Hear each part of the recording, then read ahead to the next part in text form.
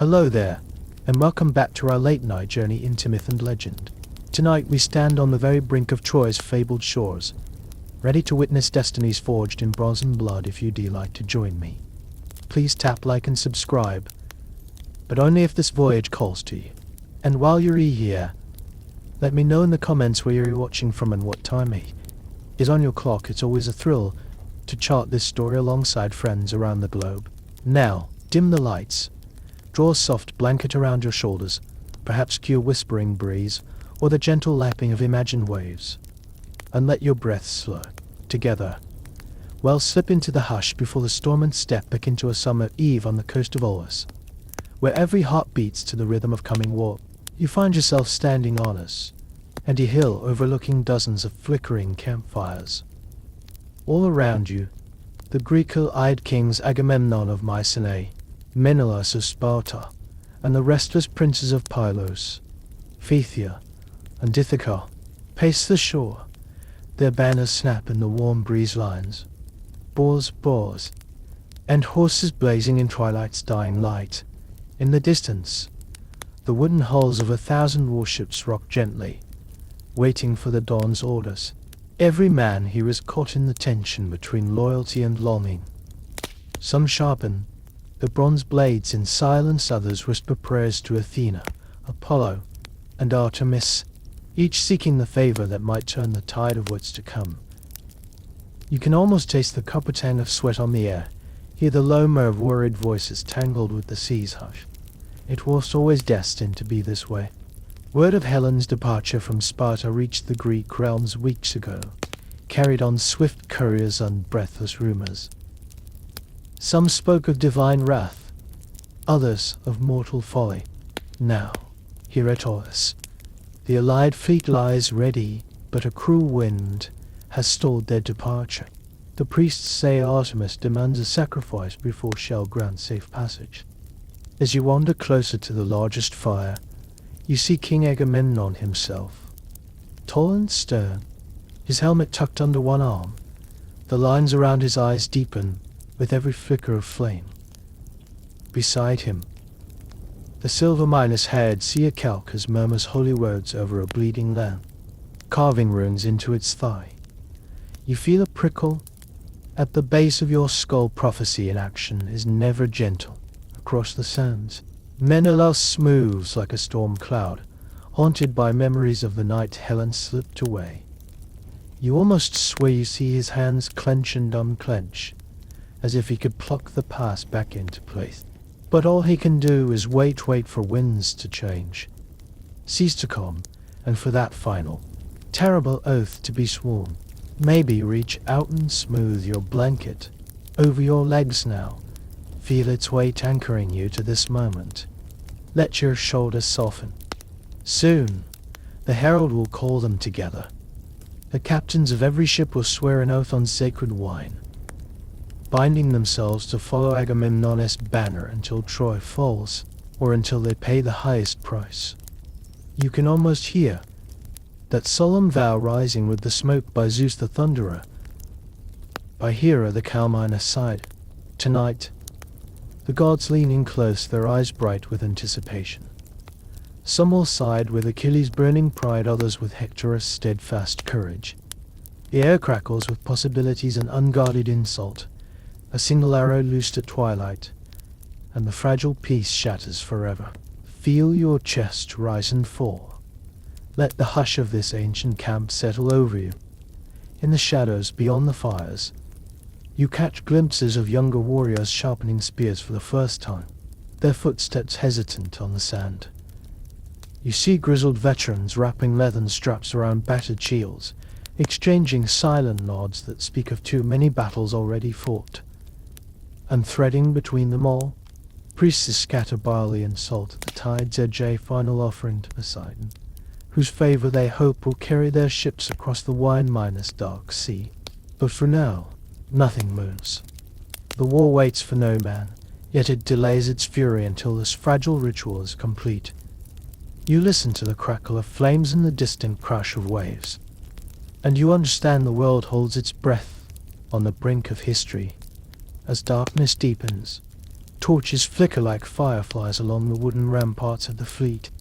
The scent of roasting goat drifts on the salt air, mingling with the tang of incense and the musky perfume of sea grass. Somewhere, a young trumpeter practices a hesitant tune, each note trembling with the promise of what's to come. You close your eyes for a moment, imagine the moment at dawn, a single trumpet blast, the hooves of chargers stamping, the sails unfurling to catch that first golden light, and then chaos, the roar of war unleashed. Before that dawn breaks, let your mind drift soft and slow. Feel yourself leaning back, letting the rhythm of the waves and the crackle of campfires lull your senses. Tonight, you are neither hero nor captive, neither king nor priest. You are a witness to the world before the storm, the calm sea before Achilles' fury, the silence and before Hector's charge, the still sky before the lightning of Apollo's wrath. And as you breathe in this ancient moment, know that when the morning comes, everything will change. Empires will tremble, legends will be born, and every choice made in the flicker of torchlight will echo across centuries. Let your eyelids grow heavy now. The stars wheel above the silent camp, and you drift, carried by the tide of history into a deep, dreamless rest. Tomorrow, we face the thunder of war tonight. We honor the fragile peace that stood at the world's edge. You step into a vast hall of polished marble, its domed ceiling carved with constellations that glimmer, even under the illusion of moonlight. Everywhere you look, towering pillars, adorned with reliefs of lion hunts and thunderbolt strikes, rise like silent sentinels. At the far end sits Zeus, the king of gods, reclining on an ivory throne inlaid with lightning motifs. His dark hair falls in unruly curls, and his piercing eyes flash like summer storms.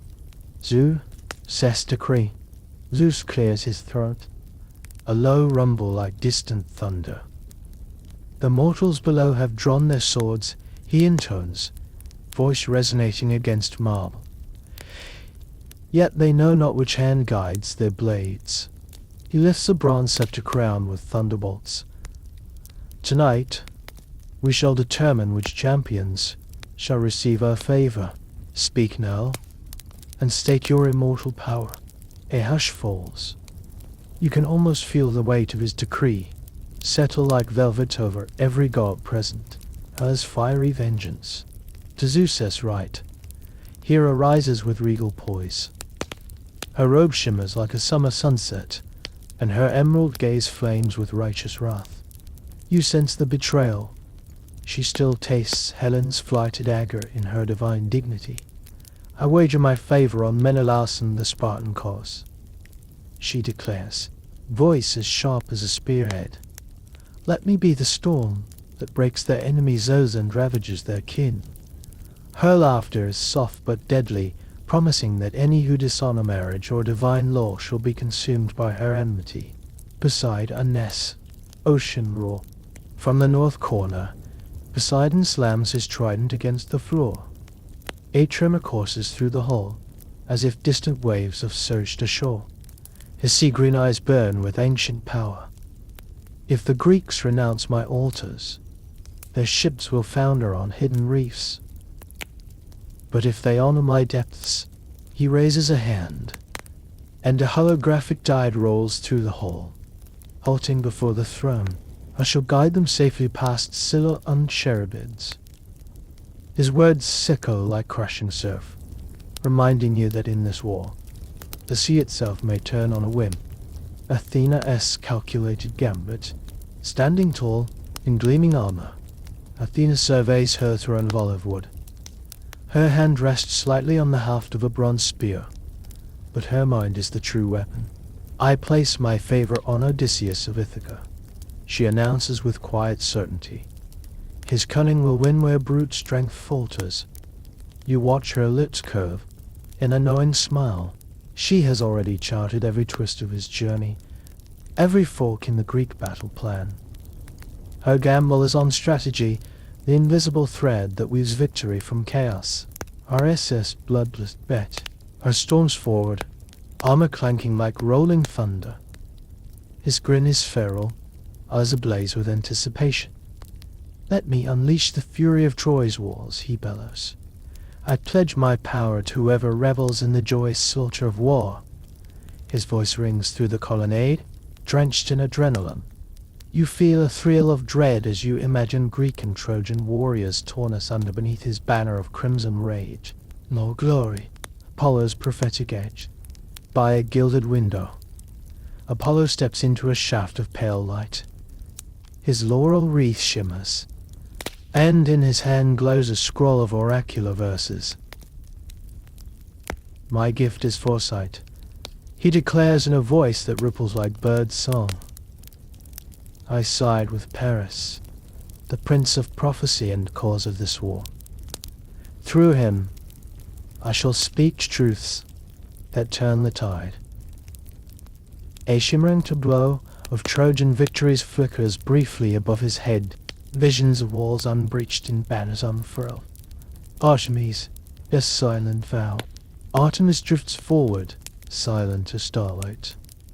Her bow is slung across her back, and at her hip, a quiver of silver FLH terrors gleams.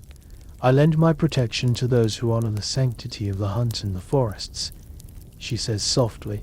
Let their enemies falter in night's embrace, plagued by wolves' howls and the cold breath of the wilderness. You feel her presence like the hush before dawn, an undercurrent of fierce guardianship woven through the clant of clamoring banter. Hephaestus assess, forge-bound favor. Down by a forge-like brazier, Hephaestus grips a heavy hammer. Sparks drift up like fireflies as he flexes his calloused arms. I vow my skill to the smith, who crafts his weapons with devotion. He rumbles. Through my fires, let the finest blade be honed to divine sharpness. At his words, a phantom sword materializes and spins above the glowing embers, each etched with runes of resilience. His support will follow the blade's maker, whispering strength into bronze and iron, her mess flighty state. A blur of wings, sandals, and Caduceus Hermes darts before the assembly. I side with the swift of foot, he chirps, voice bright as wind through reeds. My favor falls on those who run, who deliver messages, who defy pursuit. He sprinkles golden dust that swirls around a luminous figure, a messenger sprinting across battlefield and palace alike. His bet is on speed, on cunning escapes and sudden turns that confound the enemy. Dionysus' festive wager. Laughter spills from Dionysus' lips as ivy and grape clusters tumble from his garland. He raises a goblet, a swirl of wine illuminating his joyous face. Let their hearts grow heavy with ecstasy or despair. He proposes. My gift is the vine's blessing and the madness it begets. I stake my boon on the hero who drinks deeply, who dances through chaos and emerges either triumphant or undone. The hall brightens with phantom revelers swirling in frenzied euphoria. Demeter's earthly toll. At the rear, Demeter's sorrowful eyes glisten like dew on wakening fields. She places a stalk of wheat on the marble floor. I join the cause of life and harvest, she declares, voice soft yet potent. Should this war drag on, I will let famine choke the fields. But if a swift peace is brokered, abundance shall follow, and their granaries overflow. You feel the tension of seasons hanging in the air, the promise of spring, or the threat of barren winter. Hestia as hearth of peace. Lastly, Hestia rises, tending an eternal flame in a bronze brazier. Her expression is serene, filled with quiet warmth. I stand for home and hearth, she whispers. If this war burns too fiercely, I shall withdraw my flame from every hearth, every home left cold and unlit. You send a collective intake of breath, for even the gods know that without Hestia's flame, civilization falters. Her pledge is on the fragile balance between conflict and community. As each god takes their vow, the whole trembles with divine resonance. You watch invisible threads of power stretch like cosmic cords, each attached to a mortal warrior, a ship's mast, a spearhead. With every wager cast, the mortal realm below tilts on its axis, primed for the crushing weight of fate.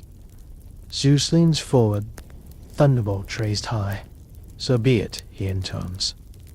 Let the fates of mortals be entwined with our whims. Tomorrow, they set sail. Tomorrow, their blood will honor or betray our promises. He releases the thunderbolt in a burst of crackling light that scatters through the whole like cosmic fireworks. In that moment, you feel the hush of eternity, before the first oar dips, before the first shield splits, before the gods' own wages ignite the maelstrom of war. Now, let your breath deepen. Feel the echo of divine pacts settle around you, a lullaby of thunder and whispers. Rest here for a heartbeat, for the gods have spoken. When we return to the mortal plane in the next chapter, we will board those warships and face the sea's fury and the very wind that now carries the gods' own breath. Dawn's first lights build a pale glow across the endless water, and before you could name the day, the fleet was already moving or dipping in perfect rhythm, hulls slicing through the glassy surface like blades. You stand amid the wooden benches, feet planted on the slick deck, and feel the hollow thrum of each stroke pass through the planks beneath you.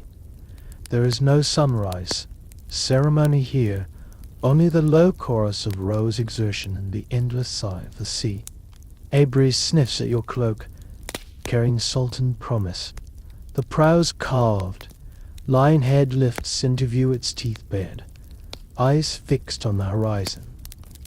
You remember the 1,000 ships mustered at Olympus, the priest's warnings of Artemis' wrath, the gods' wagers cast in marble halls. Now all that lies behind you, spilling into memory like sand. Ahead is the open sea vast, indifferent, and waiting to test every man aboard. A sudden swell rocks the flagship, and the oars pause mid-stroke. The rowers plant their blades and lean hard, grunting, steering the ship until it rights itself. You grasp a combing rail, knuckles whitening as the deck tilts and rights again. Salt water splashes up in a fine spray, cold against your cheek, and you taste its brine on your lips. The swells refades, and the oars resume a heartbeat restored. In the stern, Achilles stands tall, shoulders squared beneath his breastplate. He watches the sea with inscrutable eyes, as if gauging each ripple's threat. Next to him, Proclus murmurs prayers under his breath, voice lost beneath the wind's rising pitch. You wonder if they hear Poseidon's silent laughter, echoing in the deep, daring them to prove mortal will against divine might. Clouds drift low now, shifting from pearly white to slate grey. A dim lamp behind gauzy veils stirs the water's surface to a metallic sheen. Across the fleet, sails snap into life as a growing breeze whispers through the rigging. You step forward, trading or bench for gunwale, and let your fingertips trail in the water cool and insistent, reminding you that every great journey begins with this one trembling moment. Suddenly, the wind shifts, a fierce gust whistles down from unseen heights, whipping pennants into taut strips and creasing the sea with whip-crack waves. The helmsman shouts, "Reef the sails! Reef them now!" And sailors scramble aloft, hands flying through the ropes. You climb onto the forecastle, steadying yourself against the upthrust of the deck, heart pounding hard enough to drown out even the storm's first growls. A wave towers behind the prow, a wall of steel-grey water crowned with foam, and you brace, feet wide, as the ship lifts on its crest. For a heartbeat, you are suspended above the sea, cowl around you, and then the wave crashes over the deck like spillway, an avalanche of salt and spray. You wrench your cloak over your head, but cold seeps in through every seam. The deck trembles under the impact, ropes strain, timbers groan, a torn sluices aft. pulling at your boots before surging past the rail. "Hold fast," a captain roars, and you clutch a belaying pin, knuckles slick with sea water. Around you, men duck under the submersion, scrambling to secure loose lines.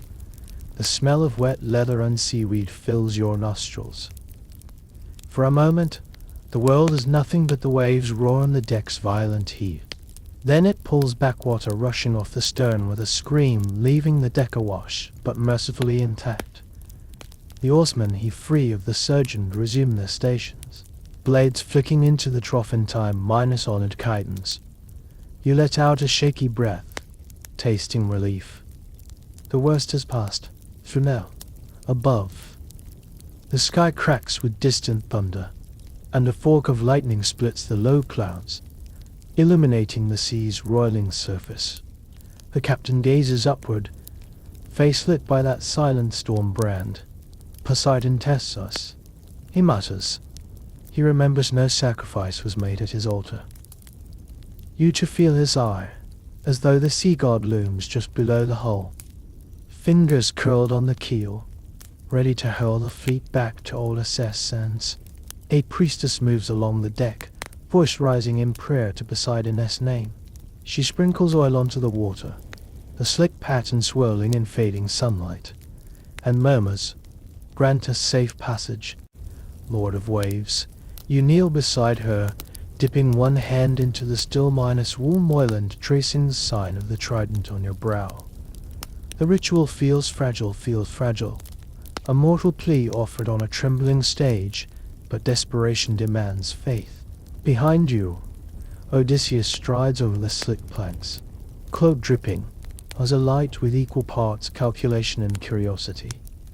He stoops to inspect a lash that's frayed from the surge, then straightens to look out at the horizon. "The strait ahead narrows," he calls.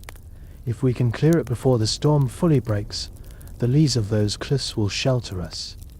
His voice cuts through the wind, a beacon of cunning in the chaos. You nod, finding hope and strategy in the quiet guidance of Athena's favorite hero. But even Odysseus cannot outrun the storm's full fury. A gale howls down the deck, lashing men's faces with salt spray and sand. The sea beneath bends to its will, waves sprinting past like wild horses unleashed. You seize a thwart with both hands as the ship lists hard to port, waves smashing against the starboard rail, threatening to spill you overboard. The oars clatter loose, rowers curse, sailors shout for lines to be manned. The world narrows to wood, water, and wind. Water cascades from the shrouds in a deluge, washing half the deck under. You're drenched to the bone in seconds, every breath tastes of salt and cold. Yet amidst the pandemonium, you hear a steady drumbeat. The rowers, tireless, black-haired men with eyes fierce as iron, never breaking cadence. Their anthem is muscle memory, forged in years of drills and disasters. They are the human heart of this vessel, pumping life through its veins. The prow plunges into a trough, and you pitch forward, one hand hooking a rope for balance. Your cloak billows, your hair streams behind you, and for a moment you feel utterly alive, caught between sky and sea, mortal and divine. You let the roar of the gale fill your senses, and in that wild uproar, you sense something primal, the thrill of being tested, of standing firm while the world tries to tear you apart. A giant, taller than a man, rears behind you, and the ship responds almost of its own volition, a practiced lean to meet the onslaught, built into the timbers by master shipwrights who never dreamed their craft would be tossed in such fury. The wave breaks just off the rail, a foaming curtain that washes only the extremities of the deck. You let the spray wash over your face, eyes stinging, until the waves retreat, leaves the deck trembling. The storm's edge has passed, though the wind still howls and the waves still race.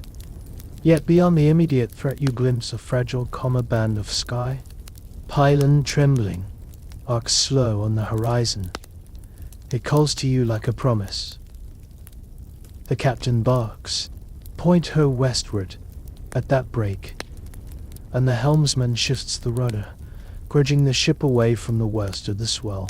As the prow veers, the storm's roar dims to a growl, the waves lose their peak height and begin to roll in regular intervals. You stagger to your feet, heart thrumming in your chest, and survey the battered deck. Oars lie strewn like fallen reeds, but rowers are already seeking them out, hauling them back to place. Sailors slash at drenched ropes, hands are on dread, though no one seems to feel the call. A slight tremor passes underfoot, no quake, but the quiet settling of wood and water into agreement. The immediate danger has passed, and in that stillness, you hear the far-off call of seabirds returning to the broken sea. You lean on the rail, chest heaving, and watch the water's surface shimmer in the returning sunlight, rivulets of gold and silver slashing through slate. Behind you, the fleet fans out again, each ship finding its own trim in the gentler swell. You feel a mix of triumphant unease. The storm was mighty, but not insurmountable. Poseidon's fury was tested against mortal resolve, and mortal resolve, for the moment, held firm. In the aftermath, a silence settles, punctuated only by the drip of water and the soft creak of timbers. You catch the eye of a rower nearby, young, sea salt crusted, breathing heavy but alive. He offers you a half smile, the soldier's grin that says, "We made it." You nod back, sharing a wordless bond forged in storms and survival. Odysseus appears at your side, cloak still streaming. "Not bad for a morning's work," he says, tone wry, "but Troy won't wait for us to dry off." You feel the stir of anticipation rise again. The storm clarified purpose, it washed away doubt. It resolved like resin on a torch. Ahead lies the real trial, walls high as cliffs, spears sharper than any wave's crest. The ship clambers forward, sails refilled by a gentler wind. You let the tension drain from your muscles, soaking in the warmth that returns as the sun climbs high. The sea's back to its endless expanse, a smooth tapestry woven of light and shadow. Every swell now carries you closer to destiny. You brush seawater from your eyes and turn to watch the horizon. The coast of Troy, grey stone ramparts crowned with banners, shimmers in the midday haze. Behind those walls lies the thunder of clash and cry, the clash of bronze on bronze, the cries of heroes doomed and divine. But for now, you drift in the lull after Poseidon's storm, heart steady, spirit alight with the knowledge that you have faced gods and won this moment. And so the thousand ships glide on, each a stroke a resurrection of hope, each wave a challenge met. Tomorrow, you will stand before Troy's gates. Today, you survived the sea's fierce embrace. Let the memory of Sultan surge settle in your bones, a talisman against fear. For no matter what walls block your path, no force, neither mortal nor god, can unmake the courage born on decks tossed by storms. The moment your bare feet meet Troy's sand, a heat blooms beneath your soul's warmth, not of sun but of urgency. All around you, hulls grind to rest on the beach, oars clattering like startled birds as sailors leap off the benches and sprint for cover. Helmets gleam and shields click into place, spears are hefted in one fluid motion, and you step forward into the tide of mortal determination. Ahead, Achilles strides from his flagship with a predator's grace. His greaves sink into the sand with each deliberate step. Bronze Siu is etching the dull light. The Achaean line fans out to either side of him, Mycenaeans, Spartans, Pythians yet. It is his crimson cloak, billowing like spilled wine, that draws every eye. You find yourself trailing just behind Patroclus, who glances back at you over his shoulder, lips pressed tight, as though daring the world to challenge his friend's fierce purpose. A horn booms. Agamemnon summoned. You hurry forward with the others, skirting driftwood and broken oars. The Greek line coils before Troy's walls like a serpent poised to strike, shields locked in a gleaming phalanx, spears angled skyward. The roar of battle drifts down from the ramparts, the clash of bronze greaves on stone, the clang of swords in heated clinch, the bellow of commanders spurring their men. Between those walls and this beach lies a crucible, in which all ambition will burn. Achilles halts. The earth seems to still with him. He lifts his helm, hair of burnished gold tumbling free, and breathes deeply, nostrils flaring as he inhales the smoke of distant torches and the copper tang of blood already shed. His eyes, the color of storm cloud sea, flick to the banners overhead, the proud red of Troy crowned with the golden horse's head. Fury ignites in his gaze. At that moment, a herald emerges from the Achaean line bearing a bronze minor-synced scroll. He kneels before Agamemnon. Voice raised in solemn cadence, king of men, refuse the ransom. The scales of honor tip against Achilles' will. A murmur ripples through the ranks, Achilles' lips curl in contempt as he hears the insult hidden in those words. He strides forward, cloak swirling, until only his spear's shaft divides him from the herald. Speak plainly. Achilles' voice cuts through the din like a drawn sword. Insult me again, and I'll bury your tongue in these sands. His hand drifts to the haft of his sword, light flickering on its keen edge. You feel your chest tighten, a fire kindles in your veins at the sight of his wrath. Agamemnon's voice booms from the rear. Achilles, curb your rage. We stand or fall together. But Achilles laughs a harsh, humorless sound, and you sense the fissure crack open. His creed is simple: honor above all else. To have it questioned is to have his very being stripped away. With a roar that shakes the air, he strides back through his phalanx, pausing only to place his hand on Patroclus' shoulder. Protect the line. He orders, let no man break through. Then, turning his back on the enemy walls, he stalks to the water's edge, shedding his helm and greaves. His bronze cuirass catches the dawn's light as he pulls on fresh leather straps, the muscle of his back rippling with each motion. Around you, the Greek ranks press forward, forming wedge and line, ever guided by Achilles' shadow, even when he refuses to fight. You follow, boots sinking in sand, and feel the tide of conflict surge beneath your feet. Dust and sweat mingle on foreheads, the cry of trumpets and clash of weapons draw nearer, layering urgency over chaos. Then without warning, the first arrow arcs overhead, its bronze tip flashing in the sun. You flinch as it thuds into a shield beside you.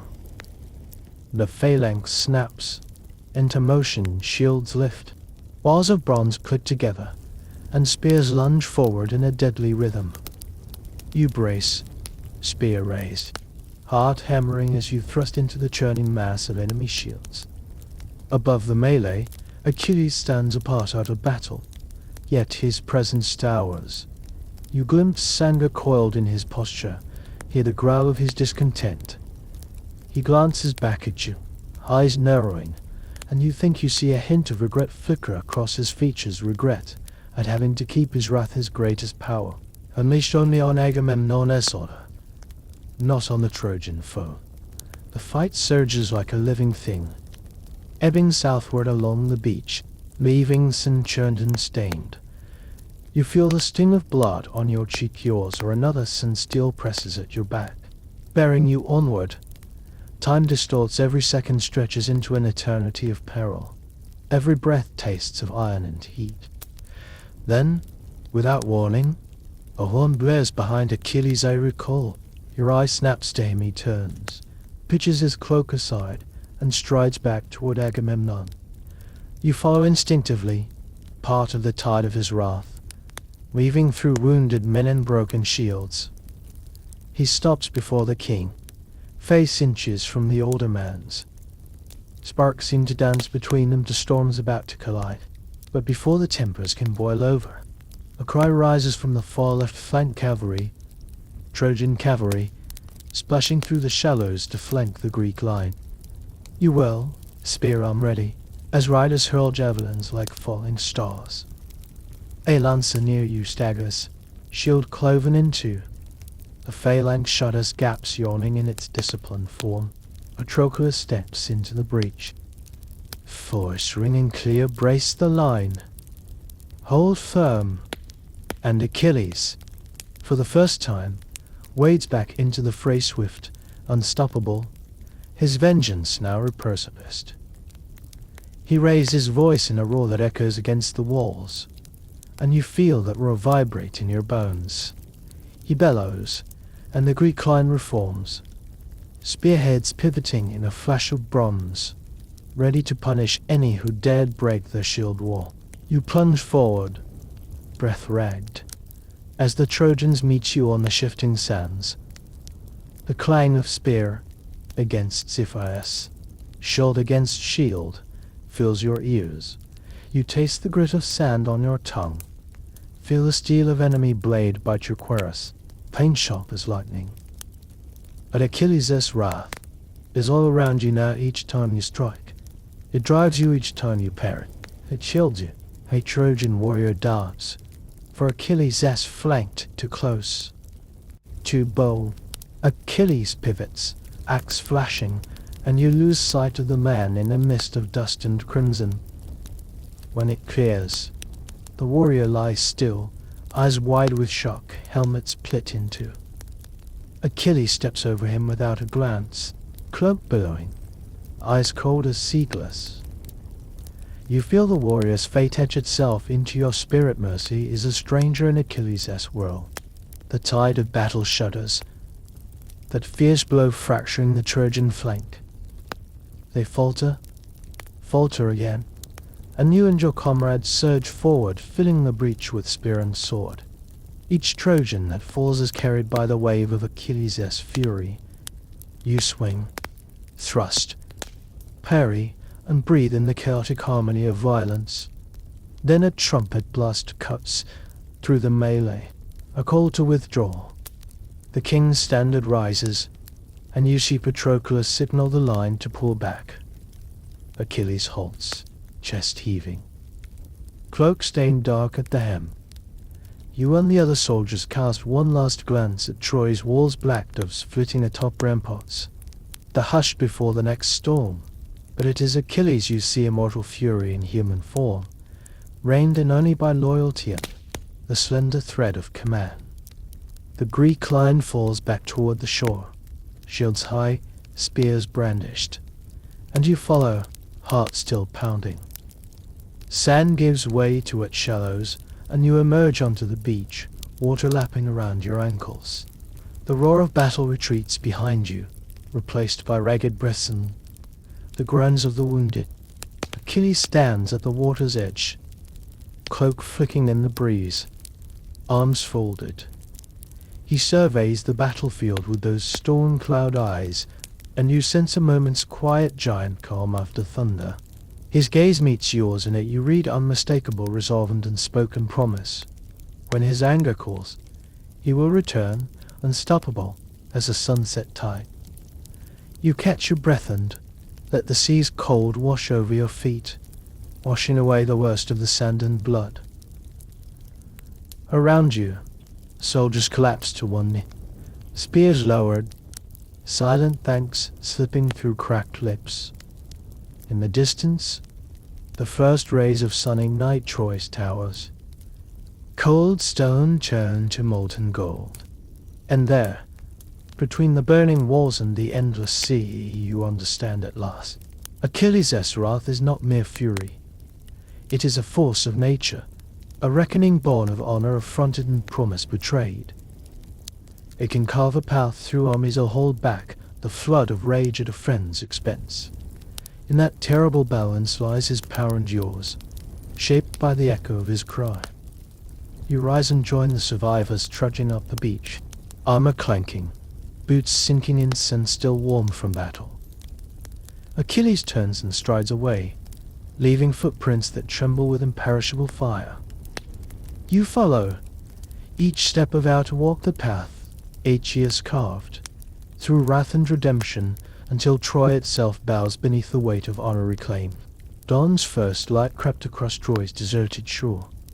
The great wooden horse loomed silent, its belly yawning like a cavernous gate. Greek survivors seep back toward their ships, leaving stray spears and broken shields in their wake. You slip through empty tents, past upturned cauldrons and scattered helms, until you stood before that colossal contrivance, its smooth timbers unblemished by battle, as though carved from peace itself. Inside, you found brother in arms huddled in shadow, hearts pounding in the hush. Spears leaned against the ribs of the horses, whole shields lay stacked ready. Each man knew his place in the lattice of wood above. One misplaced step, one stifled breath, and the city might awaken too soon. Outside, a clamor of rejoicing Trojans rose like a hymn. Sinon's silver tongue had spun tales of Greek defeat, storms wrecked their fleet. Achilles lay dead, the horse a votive gift to Athena. You heard horns salute its holiness, saw priests drape garlands on its flank. As gates swung open, jubilation toppled caution. A trumpet's final fanfare rang through the gatehouse. At that cue, you and your comrades moved as one, silent as deep night shadows. A latch clicked, a plank swung inward. The first spears cracked on guard stones, Trojan soldiers too slow to raise their shields. Torches fled and revealed you, bronze glinting, cloaks dark against torchlight. Chaos erupted. You surged into the narrow streets, shield wall tight behind you, spears thrust into panicked ranks. Priam's guard fell back under your onslaught, cries of alarm mixed with the crack of wood on metal. You pressed forward through marble colonnades, past overturned carts and clotted blood, until you reached the palace gates. There, Priam himself stumbled into the corridor, sword raised in disbelief. You closed the distance into stride, spear poised, yet mercy flickered in your chest. Instead of the fatal thrust, you knocked the weapon aside. Gripping his forearm, his eyes widened in shock, you released him, letting him flee into the chaos, a living testament to your victory. Behind you, a city burned, flames crossed the towers, smoke coiled over rooftops, and screams rose like sacrificial smoke. You turned to see Greek marines flooding through the open gates, torches in hand, battle curry on their lips. The horse's deception had shattered Troy's defenses from within. You sheathed your spear and strode past the fallen gates, feet crunching on shattered pottery. Around you, comrades secured gateways, chained perteleses, and lit beacons to summon the rest of the fleet. The night air throbbed with triumph and drew the city as heart laid bare, the gods' favor claimed by cunning as much as by steel. As embers danced in the breeze, you paused on a fallen column, watching flames lick marble arches. The wooden horse, once a symbol of peace, smoldered at the gate, its purpose fulfilled. You let the hush settle, knowing dawn would bring ruin's reckoning. But for now, under the watchful stars and with the city at your feet, the Greek gambit had paid in full. Smoke rolled into a bruised purple sky as the Greek torches turned Troy's marble colonnades into silent pyres. You stepped off the shattered threshold of Priam's palace into streets slick with ash and littered with broken clay lamps. The cries of looting marines mingled with distant wails, women calling for lost children, priests begging mercy from indifferent titles. A chill breeze carried sparks that drifted along the ground like fireflies. You pulled your cloak tighter and moved through the chaos, spear held low so as not to catch flame. Ahead, you spotted Ajax and Tuae, are methodically clearing houses. Ajax hefted his great shield to battle-locked doors. You see loosed arrows through cracked shutters to shepherd terrified survivors into open squares. Turning a corner, you found a cluster of refugees cowering beneath an overturned statue of Apollo. The god's marble eyes stared blankly at the heavens as children rumbled at its feet. You knelt, offering what little water remained in your canteen, murmuring, "You're safe now." A mother pressed a sticky hand to your forearm, tears carving paths through the grime on her cheeks. You clapped your shoulder. Voice steady, follow me. The beach is clear. Through narrow alleyways, you guided them, skirting smoldering hearth fires and piles of broken idols, until you reached the southern gate, where grunts of Greek soldiers guarded the way. One grizzled hoplite studied you, spear resting on his shoulder. You met his gaze and inclined your head. He stepped aside without a word, letting the refugees pass in a silent river toward the open plain. Ahead, Hector's battered bronze shield lay half buried in dust. You knelt to retrieve it, noting the gouges scored by Chian spear tips. Lifting it felt like lifting the city's soul, heavy streaked with soot, yet unbroken.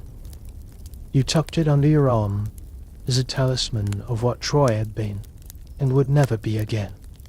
The ground trembled beneath a low chant. Greek priests were moving a hastily erected altar in the forum, raising arms in solemn invocation to Zeus and Athena.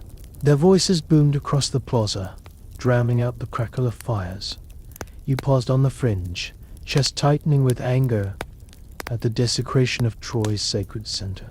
Then you pressed on. There was work yet to be done. In the back of a shattered temple, you discovered Priam's scribe crouched over scattered scrolls, as wild with desperation, cradling ink-stained parchment. "Take these," he gasped, thrusting a bundle into your hands. "The city's records our laws. Our lineage saved them." You tucked the scrolls into your tunic and nodded. "They will live on." He exhaled, relief cracking his ashen face. Just then, a scream split the air. A young soldier's terrified cry as a collapsing archway sent stones tumbling. You leapt forward, grappling with him and dragging him clear just before the last block crashed to the ground.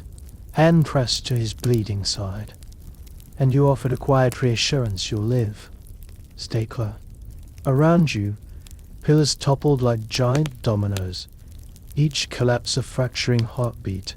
In the dying city, you moved toward the river's edge, where a handful of rowboats waited, salvaged vessels to carry the wounded and the aged. Greek marines clustered by the ramps, their wounded groaning on makeshift stretchers. You helped a priestess of Athena lower a panting man with a broken leg into a boat, then assisted an elderly woman across the wet planks.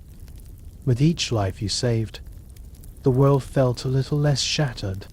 A sudden roar rose from the north gate, a mass of marauders dragging loot carts brimming with gold vessels and gilded idols.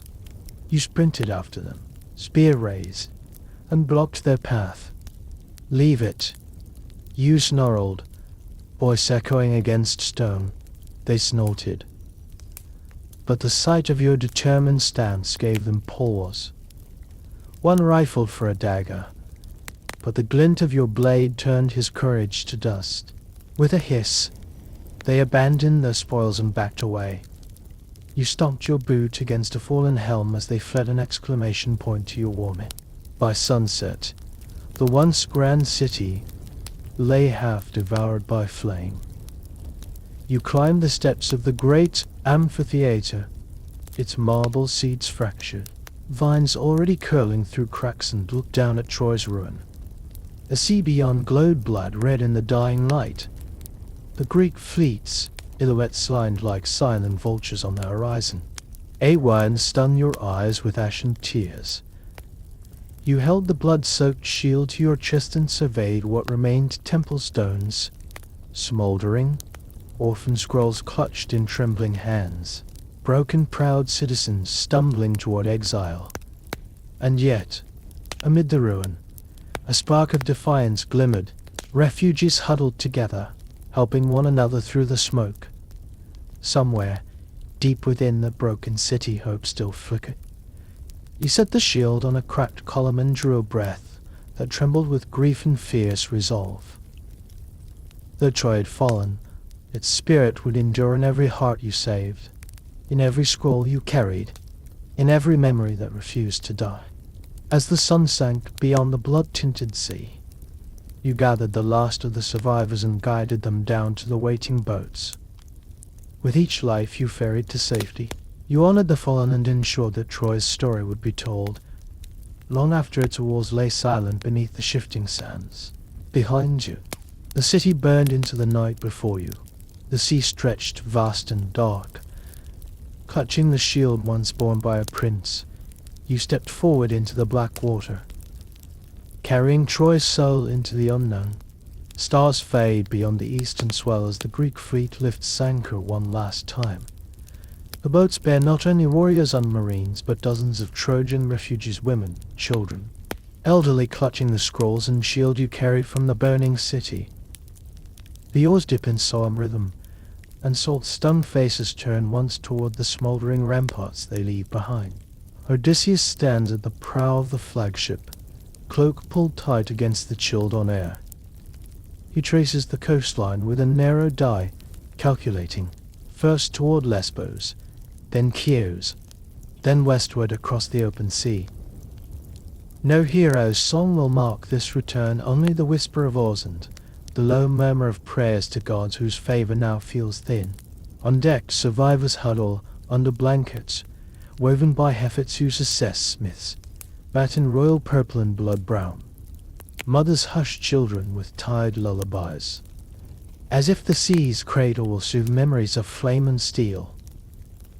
You move among them, offering stolen figs and cups of watered wine, each gesture a small prayer that sustenance can stitch together broken hearts.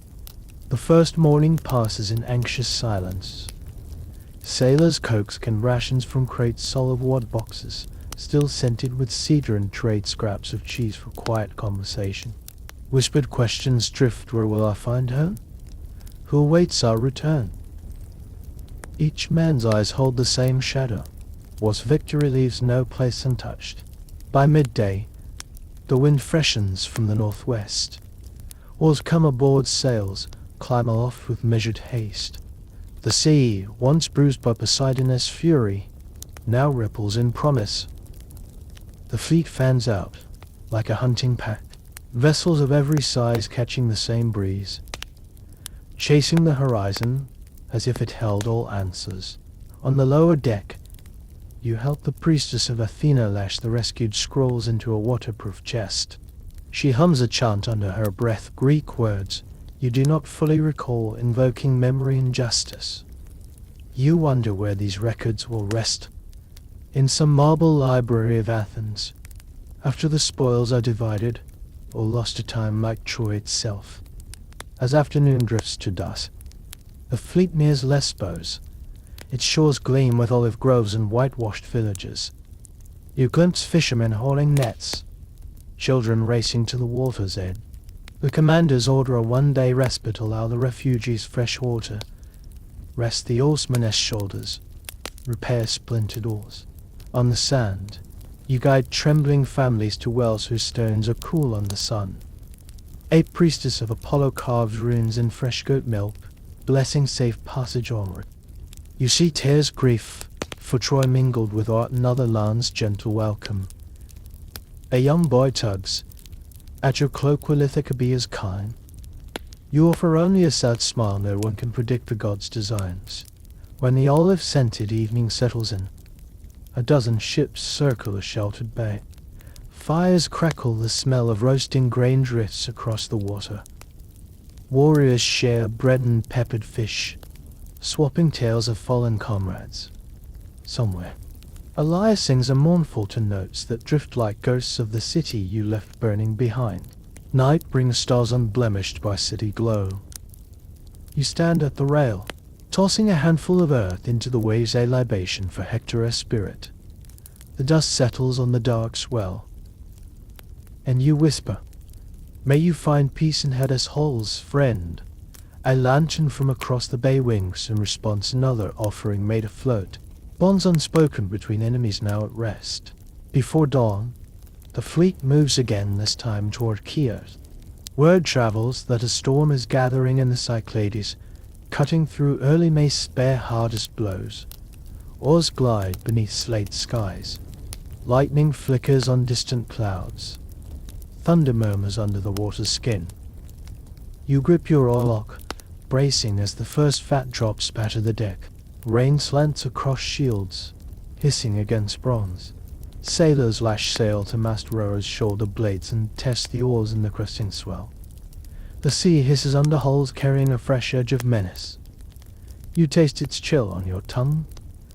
Grief, fear, resolve all swirling in one bitter mouthful. The storm does not break as Poseidon once raged, but hammers with steady insistence. Waves buffet the ship's water sluices down deck planks. Refugee carts clatter under tops. Children cry in panic. You shout above wind steady. Keep the bow into the sea. A wave slams starboard. Deck stip, and you roll with the tilt, heart pounding as water floods your boots. At the helm, a helmsman named Nestor, one of Odysseus' trusted captains, holds course by instinct and star. He grins through the gale, brine dripping from his beard. "Well, make cares yet," he yells, voice gritty with salt. "Better to fight mortal winds than divine fury." His confidence steadies you, and you return to the oars, muscles burning in solidarity with every man aboard. When the storm ebbs at last, dawn glows pale through shredded clouds. The fleet, scattered but whole, regroups off Chios' northern point. Masts rise like broken reeds patched with canvas. Repairs begin, masts are reinforced. Splintered hulls caulked with pitch, sails race-stitched under watchful eyes. The refugees gather on deck, pale and shaken, yet offering quiet thanks to the gods who let them live. Under midday sun, the ships slip past Chios' green slopes and head west again. Each vessel charts its own course homewards and bound for Mycenae. Others for Sparta, Corinth, Athens. You sail under Odysseus' Escom and toward Ithaca, keen for one last trial before reunion. On the fifth day out, land rises at last on the horizon, a thin brown line that promises olive groves, familiar harbors, the cliffs of home. You taste salt on your lips and tears spring to your eyes as the colony of Thera drifts by, then Crete's rugged coast, and finally the finger of Ithaca's peak slicing into the sky. When the flagship glides into port, the deck quakes under the collective exhale of relief. Families burst from the hold. Wives, siblings, aging parents collapsing into embraces, as though the sea were no more than a bridge to cross. You step onto rocky shore, chest tight with longing, and let the oarsman pull the hull till it grinds to rest on sand. Behind you, the empty sea stretches infinite.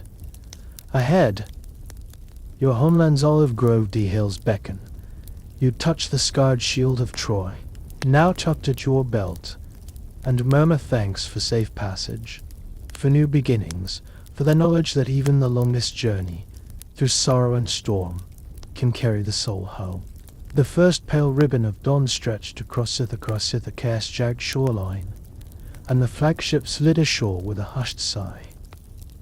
Salt-stiffened oarsmen sprang to the sand, hauling the hull clear while refugees and soldiers alike spilled onto the beach.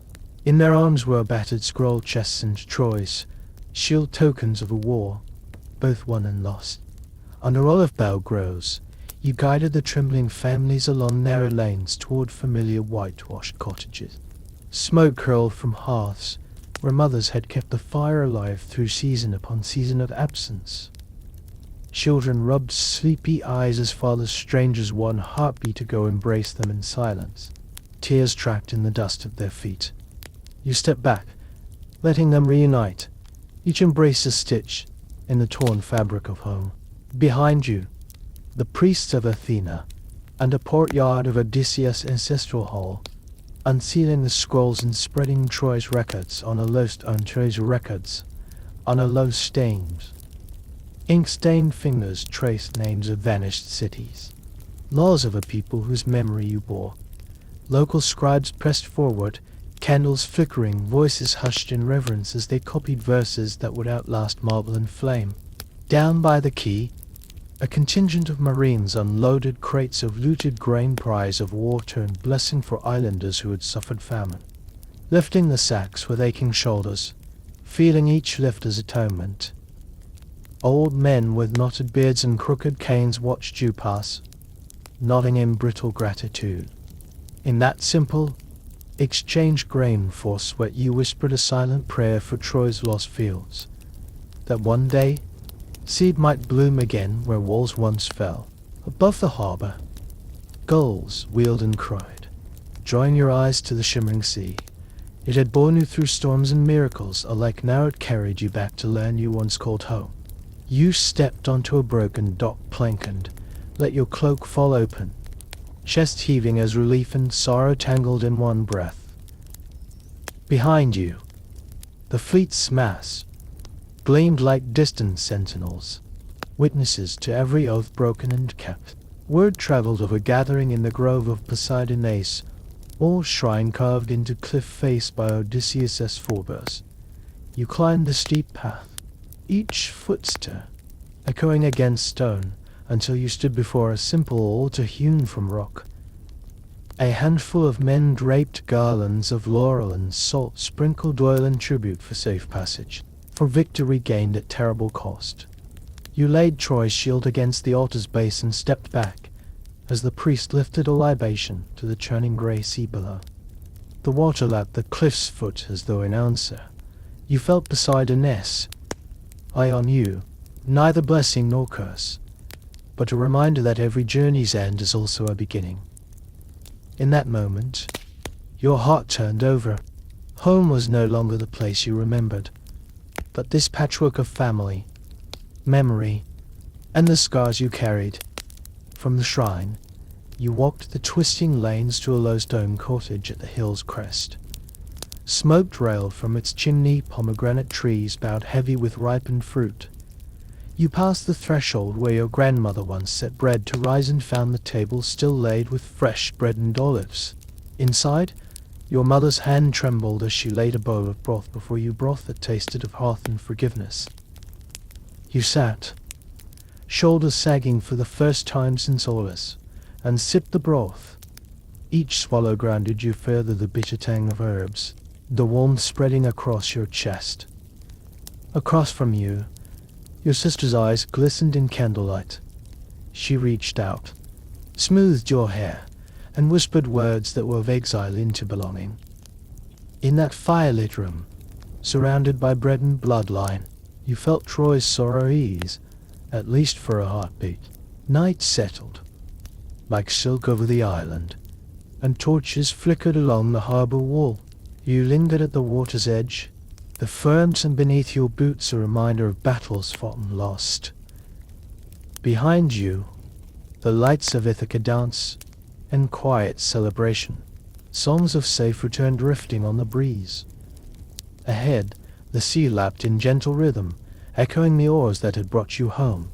Caught in Troy's shield, now silent and heavy, you finally understood that honor lies not only in triumph, but in the hands you extend afterward. Ithaca's shores had welcomed you back, but your path was forever marked by smoke and flame, by cunning wooden steeds and storm-lit seas. Tomorrow, you would resume the life you left behind, fields to tend, kin to protect, stories to tell. Yet tonight, beneath these stars, you offered your gratitude to every god for storms that tested your will, for horses that breached city walls, and for the chance to return, battered but unbroken, to the place you and Troy could still call home. Dawn's first golds over Ithaca's rooftops, and you awakened to the soft clamor of hammers on wood and chisels on stone. Across the village, walls scarred by war are being patched, with fresh whitewash. Shattered pottery is being ground into tiles to lay new hearths. Lie new hearths, line upon line of Trojan refugees stand among Achaean craftsmen, shoulder to shoulder, reconstructing homes once lost to fire and strife. You step into the morning air, greeted by the scent of pine resin and fresh lime mortar. In the town square, a hastily erected wooden dais bears Troy's shield, blunted and streaked, now mounted, as a symbol of both victory and sacrifice. Around it, elders and soldiers gather in solemn procession, Greek hoplites, Spartan spearmen, Mycenaean archers, and those foreign souls you rescued from the wreckage of Troy. A priestess of Athena advances first, arms raised high, her voice a clear bell. Goddess of wisdom, smith of warriors' wits, grant that these scars of war become lessons etched in every stone. Let our tools shape not new weapons, but homes. Let our tongues speak not threats, but words of peace. Behind her, Poseidon's thundering hymn rolls in from the sea. Sailors stand in bowed ranks on the beach, holding garlands of kelp and salt Midas dipped torches. Each man casts a wreath into the dark waters, a plea to the god who tested them with storms yet delivered them home. Spare our sails, calm our waves, guide us from ruin to renewal. You step forward, heart tight, and place Troy's shield on the days, fingers brushing its rough surface. You murmur, here we lay down our vengeance. May this shield guard the memory of lives lost in the promise of those yet to rise. Around you, a hush falls, broken only by the cry of a lone gull on the breeze. After the rites, the crowd disperses into action. At the forge, Hephaestus' apprentices hammer glowing bronze plates into graceful new forms, plowshares to replace swords, chisels to carve columns, to grace rebuilt homes. You watch the sparks dance like fireflies, each one a tiny testament to transformation, war-born metal reborn in peace. Elsewhere, Odysseus strides among scribes gathered beneath the shade of an ancient olive tree.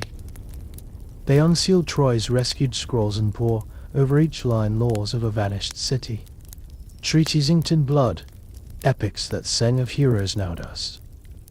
You kneel beside them, offering what you know from the ruins, how the city fell, how honor and cunning clashed beneath its walls. As the scribes copy each verse, you feel Troy live on in carefully formed letters. In the afternoon sun, children Trojan and Greco like play at the foot of the quay, weaving stroke rounds and chasing one another through puddles left by the last sea storm. Their laughter is a fragile boom in the aftermath of ruin, but you catch yourself smiling as you pass life's stubborn song, rising above the ashes. Toward evening, elders of Ithaca and refugee leaders convene in a circular pavilion. You take your seat among them as they debate the new laws, rights of those uprooted, distribution of land to those who lost all, the sharing of olive groves and fishing waters. Barter gives way to discourse, appeals to mercy give way to statutes of fairness. You hear voices raised not in accusations, but in the shared hope of building a unified community. When the council adjourns, you wander past the workshop where Trojan weavers teach Greek women their loom's secret pattern, and Greek potters show Trojan youth how to shape porcelain from local clay. Artisans exchange tools and techniques beneath lanterns lit at midday, forging bonds in shared craft that no war can sever. Night falls with a soft hush. Lanterns bloom along the rebuilt walls, and the square fills once more, this time with music. A chorus of lyres, flutes, and drums welcomes both Greek and Trojan voices.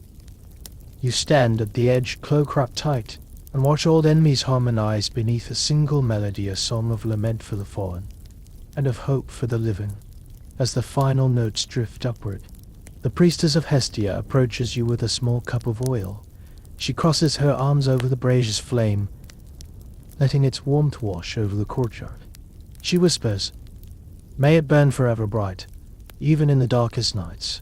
You accept the cup and put the oil into the flame, watching its glow deepen, an eternal torch for Ithaca's rebirth. You slip away from the crowd to stand before the sea's edge, a salt breeze cool on your face. In the harbor, the flagship and her sisters bob gently, hulls scuffed by storms and anchored in peace. You place a hand on the prow's polished wood and let your thoughts drift to the waves you once crossed, winds that tested your will, currents that guided your fate. Below you, the sea shimmers in torchlight, a mirror for stars reborn in the sky. And you, battered by war yet unbroken, feel the stir of new purpose to carry this story onward, to guide both shores toward unity born from shared trial. In the gentle lapping of water against would you hear the promise that no journey ends without echo, and that true healing begins when remembering and rebuilding stride hand in hand. Morning's first light filters through the olive boughs, painting with a caress rebuilt walls in soft gold. You awaken to the distant murmur of voices beneath the agorous colonnade, Odysseus convening elders and generals for the next chapter of the island's destiny. Pulling on your still dusty cloak, you slip down the stone steps, Troy's scarred shield strapped at your side, and join the circle forming around a low marble table strewn with maps of the Aegean. Odysseus stands at its center, finger tracing courses through isles and straits. We have thrice faced Poseidon storms, he says quietly, eyes bright with resolve, but the sea still calls us harvest trade, and the forging of new alliances. His gaze shifts to you. Your counsel has guided us through fire and steel. What counsel do you bring Athena's city? You study the parchment pinned to the table, trade routes to Lesbos, fishing grounds by Samos, grain convoys to Dorian ports. Yet, it is the narrow strait between Ithaca and Leucas, a turbulent passage, known for hidden reefs, that troubles you most. You clear your throat. The currents there shift with the moon. If we time the crossing at first quarter, the tide will ebb westward, sparing us the west reefs. A murmur of assent ripples through the council. Odysseus' lips curve in that knowing smile. Athena's peeks through you. He turns to his lieutenants. Prepared to swift vessels for the Leucadia and run harmony of wind indoor, unburdened by heavy cargo. As the council breaks, you watch threads of strategy weave through every decision: which crops to plant for winter yields, which envoys to send to Rhodes, even which sanctuary festivals to honor before setting sail. Athena's presence hangs in every word, her wisdom as tangible as the carved owl crest on the council's door. You leave the agora and stroll toward the forge of Eurytius, where Hephaestus' apprentices fashion navigation tools. Astrolabus and bronze quadrant frames the rhythmic ring of hammer-on and echoes through the courtyard. You greet the mastersmith, admiring a finely calibrated armory. "I got a gift mead, only a mortal hand temper it," he says, nodding. He lifts the brass ring so that early light glints off its curves. Use this under clear skies, let Polaris guide your latitudes. Shield in hand, you continue past the rebuilt temple of Athena, white columns rising from new foundations, fresh laurel wreaths draped over its architraves. At its steps, a young priestess recites hymns to Pallas, her voice ringing with heartfelt devotion. You pause at the entrance, heart lifting at the sight of a mosaic floor depicting an owl in flight.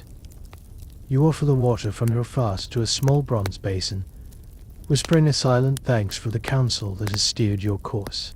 Later, you venture to the lighthouse on Cape LR2, where a single fire burns on a raised platform each night. An old sailor, once shipwrecked on Ithaca's rocks, shows you the polished mirror he uses to reflect the flame. "Athena, as I watches the dark," he says. "From here, we guide lost hulls to harbor safe." You inspect the device and realize the same goddess who guided you in council now lends her vigilance to every returning craft. As the sun climbs, you meet with Odysseus at the quay. 3 swift triremes lie ready, their sleek hulls painted in owl feather patterns, or stand poised like sentinels. You climb aboard the lead ship and run your hand along the rail board, still scented of pine tar and sea breeze. Odysseus stands beside you. "Listen," he whispers. Over the lap of waves on the hull he refrains susurrus, as if the sea itself murmurs secrets. You close your eyes, letting the rhythm of the lapping water sync with your breath. "We sail at dawn," he nods, "and the currents will favor us." That night, you retire to your quarters, mind awash with Athens' memory. How Athena once sheltered the fledgling city, how she whispered strategy in heroes' dreams. You unroll a small scroll and pen a note to Odysseus by first quarter moon. Set for feast of Lucas. Let the tides do our bidding. Before sleep claims you, you gaze at the carved owl talisman over your door. You recall a flash of insight when you first saw beside a nest storm an image of a broken or transforming into a sturdy rudder guidance that saved Osmanesilevs. You offer a soft prayer. Grant us such clarity again, Pallas Athena. As you drift into slumber, your final thought is of the sea. Vast, unpredictable, yet labeled by those who read both compass and counsel. In your dreams, an owl's shadow swoops across moonlit waves, guiding you onward. At first light, the village stirs. Drums of readiness roll through the streets. Women load amphorae of oil and fresh water onto the triremes. Children wave cloth streamers in farewell. First step onto the lead ship's deck, shield at your back, heart steady with purpose. Odysseus raises his hand in silent salute. A first oar dips into dawn's calm sea, and the fleet follows in perfect harmony. As the breeze fills the sails, you remember every lesson, every subtle whisper of strategy whispered in council, every guardian ritual at shrine and forge. Athena essence seen hand guides each stroke, each tack, each sail unfurling toward horizons new. And as Ithaca's shores fade into ribbon of green and gold, you know that wisdom of gods and mortals alike will be the star by which you navigate both sea and fate. The sea lies flat like polished steel as your trireme slips past rocky capes, oars cleaving the dawn's glassy mirror. Behind you, Ithaca's olive-streaked hills shrink into memory ahead. The endless blue beckons. A light breeze stirs your cloak, carrying salt and promise. You lean on the rail, shield at your back, listening to the rhythmic lap of oars, each dip a heartbeat propelling you toward horizons unknown. Mid-morning sun warms the deck when a lookout scry shatters the calm. Sails, 2 points off the port bow fast riding low. You spin, heart tightening, to see slender hulls emerging from a distant haze. Their black sails ripple with purpose, and you taste the tang of danger on the wing. These are no friendly merchants, but the swift raiders of the Cyclades, notorious for ghosting in on unsuspecting traders. Odysseus strides to your side, cloak quipping in the rising breeze. He narrows his eyes at the approaching ships. Sea wolves, he murmurs. They hunt weak prey, until they find a wolf among them. He points to the oar as the crew halts. Its steady rhythm, blades raise. You feel the tension coil in every man aboard, a living thing of muscle and resolve. The riders draw closer, their prows carved into snarling beasts. Crews brandishing curves of OS and flint-tipped javelins. A spray of arrows arcs toward you, whistle slicing the air. You dive for the rail, shield clattering into place just as the first shafts strike bronze and wood. Sparks fly men up below deck. The taste of fear sharpens in your throat. But you steady your breath. Odysseus gives the order full sail. Lure them onto the lee of that reef. He points starboard to a jagged chain of islets half submerged. The raiders, confident in their speed, give chase, oars flashing like silver. You grip your spear, every sinew alive, and watch as your ship's bow swings deliberately toward danger. A sudden gust catches your sails, the trireme surges ahead. Behind, you hear the raiders' curses currents drag them off course. They follow blindly, or straining, until crunch the first hull grinds on hidden rock. You glimpse Spanish faces as their craft heels, water surging through splintered seams. Odysseus' smile is a blade of victory. Now, he intones, volley the sacks. Sailors haul down cloth bundles filled with sand. Lining the rail, at his signal, they hurl them into the riders' boats, swayty, sacks slamming hull and crew, capsizing one craft outright. Men flail in the foam, begging for mercy. You charge alongside a second-rate vessel, spear poised. Its prow lists badly now, waves sluicing through open seams. You leap aboard, feet finding handholds, and plant your shield on its deck, forging a bridge between ships. Raiders rush to block you, but you twist your blade in practice stock, disarming one before moving on to unnerve the next. Metal rings on metal, every clash sings with the heat of survival. Behind you, your comrades swarm across, turning the skiff into a killing ground. You parry a dagger-wielding pirate's thrust, then rip the weapon free and send him stumbling into the brine. The roar of combat is sudden and terrible, but mercifully brief. Within minutes, both raider vessels lie silent, crews bound and groaning. You stride back to your trireme's deck, water dripping from your greaves. Odysseus stands at the rail, observing the flotsam of raiders' wrecked boats. He nods once, sharply. Spare those who beg, he orders. We fight men, not beasts. Hands reach down to hold survivors aboard, each face a mirror of desperation rather than malice. You catch a glint of gratitude in a young pirate's eyes before he closes them in defeat. As you pass the stricken vessels, you pause to free a drowning boy caught in tangled ropes. You haul him skyward, cloak plastered to his shoulders, and he clutches your arm like driftwood saved. You guide him forward, murmuring, "You will live to find a better path." His nod is barely a shiver, but it holds something bright hope reborn in the cradle of mercy. The riders' sails sag, their weapons are stowed. Your own oars dip back into the ever-gentle sea, pulling you clear of the reef's hidden teeth.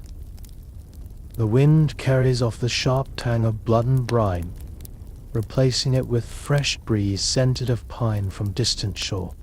You let your breath ease, shoulder blades unknotted from combat strain. Odysseus gazes westward, where the horizon ripples between sea and sky. "Let this be a lesson," he says softly. "Even on open water, threats may loom, but cunning and compassion can turn the tide." He claps your shoulder, eyes bright. "Friend, let us press on to trade, to discovery, to home." Behind you, the bound raiders are tended by the ship's healers bandaged. Given water and bread, you step past them, shield slung loose, and find your own reflection in a polished bronze shield. Eyes clear, resolve honed. The sea stretches before you, once more inviting and vast. Yet you know its dangers can be met with wit and mercy both. By midday, the fleet slips into a sheltered bay on Par or Slee side. Fishermen gather to assist, nets dragging in curious trout. Children shyly offer bowls of olives and figs as thanks. Refugees and marines mingle on the sand, laughter rippling from shared relief. You breathe in the fragrance of salt and pines, feeling the tension of combat fade like receding foam. As evening falls, you sit on a rocky outcrop overlooking the bay. Torches burn on the quay, scattering aureole bright reflections across the water. You dip a finger into the tide coolant, insistent, and recall the raider's arrogance, your own quick thinking, Odysseus' unwavering command. You murmur a prayer to Athena, "Guide our minds as these oars guide us home." Above, stars kindle into brilliance. The gulls settle on the water's glassy surface, and the only sound is the gentle hiss of waves at peace. In this moment, you understand the sea's greatest trials are overcome not by force alone, by the keen blade of strategy and the softer mercy that honors life.